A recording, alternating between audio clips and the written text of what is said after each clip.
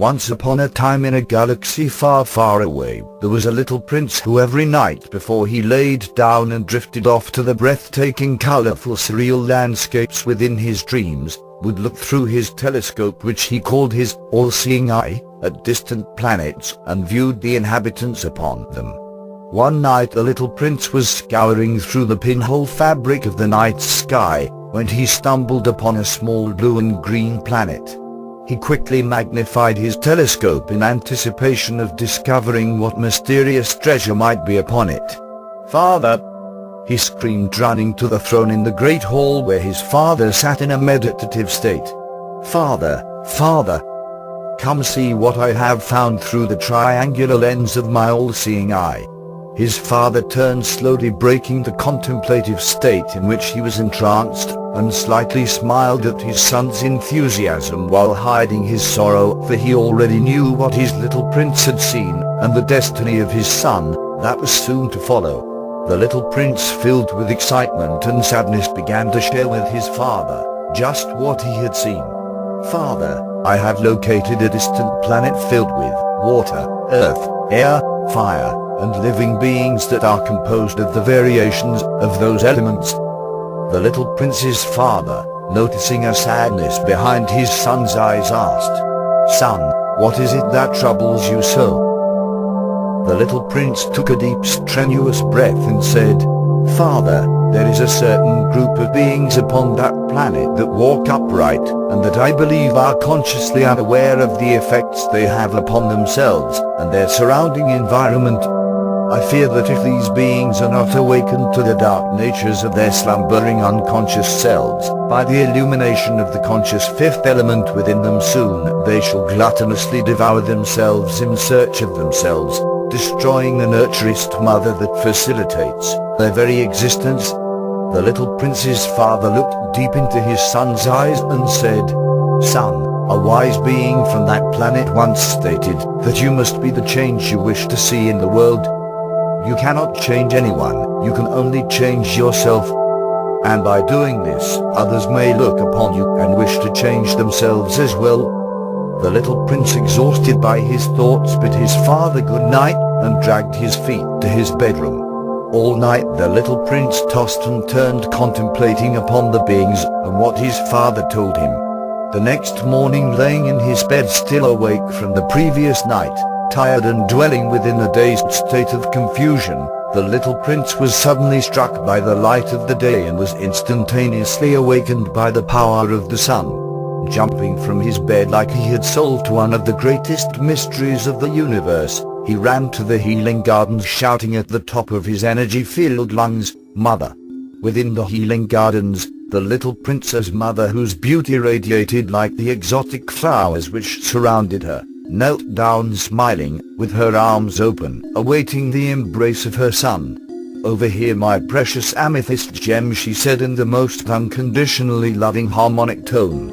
"Mother, I have decided to travel to a distant planet. There I will project a magnificent light in order to dissolve the darkness which has attached itself like a parasite to the beings which reside there and are unwarily poisoned by it." The little prince's mother grinned, her eyes sparkling like the sun reflecting upon the surface of water on a beautiful day. "Oh, my little princey," she said as she squeezed him in her arms. "What do you think, mother?" She stood up, took his hand in hers and asked him to help her pull some weeds in the garden. "Pull weeds?" the little prince said with a confused look on his face. "Did you not hear what I said, mother, what I wanted to do?" "Yes," she said, "and we will discuss this further right after we tend to the garden." The little prince agreed. This had been the first time that his mother had ever asked for help in the garden, and beyond his own excitement, he was honored to help. The little prince asked his mother, "Why must we pull these weeds from the garden, mother?" She replied, "If we leave the weeds, they will consume the rest of the garden and not allow any of the other flowers to grow." The little prince reached down and pulled up a weed. "Is this good, mother?" "Great job," she said. "But make sure that when you pull out the weed, that you also get the root from which the weed stems from.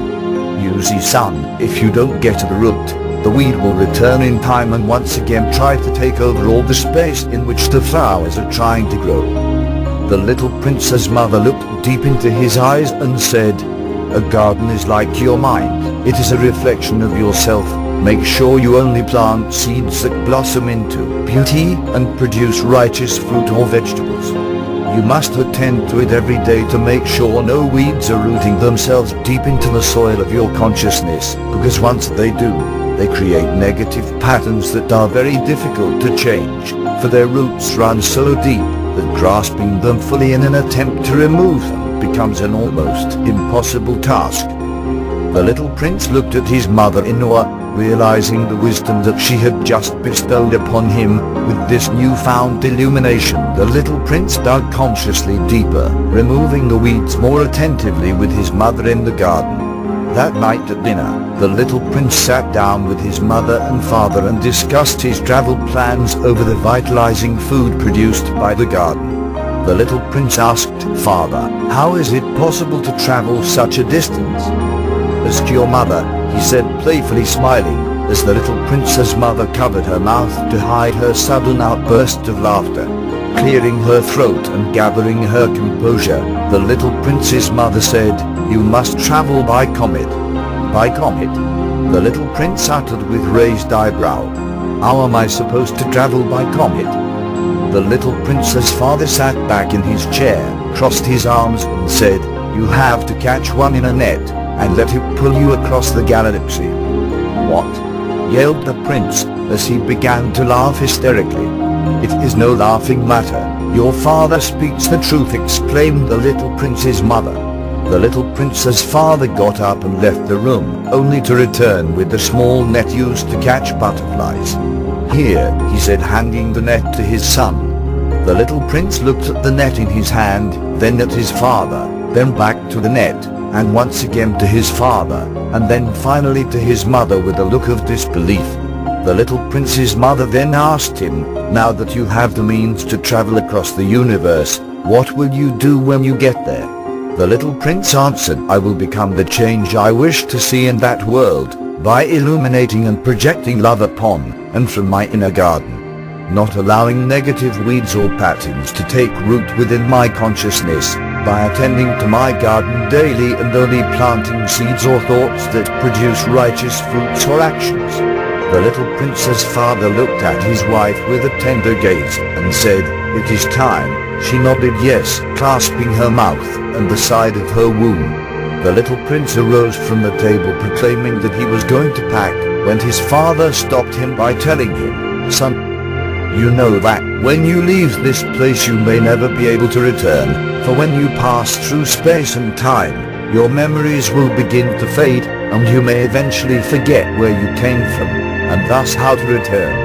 The little prince's mother stepped in and said, "My precious amethyst gem, you must keep the light of love alive within you, for it is the only light that will guide you home through the darkness or ignorance of the dual reality of space and time."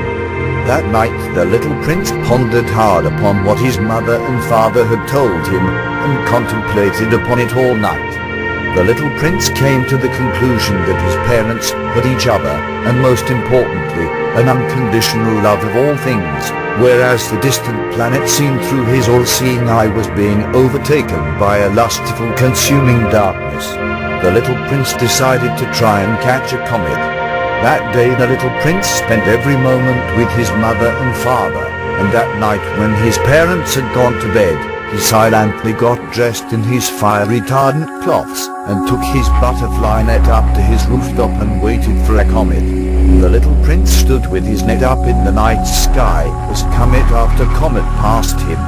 He began to think that his parents had tricked him. 6, 18, 24 comets passed. He was just about to bring down his net and make his way back to bed in self-defeat, when out of the blackness of night, an amethyst flaming comet came streaking directly at him. The little prince's eyes opened up as wide as they possibly could, and his heart began to beat faster than light itself, and swoosh! He lifted off into space, holding his net as tight as he could. Little did the little prince know, his mother and father were silently watching him the whole time, and as the 25th comet took their beloved son towards his destiny, they both smiled, embracing each other as they watched him laughing uncontrollably, rocketing across the sky. And then he was gone. The little prince became known as Doshaman. LOL. End.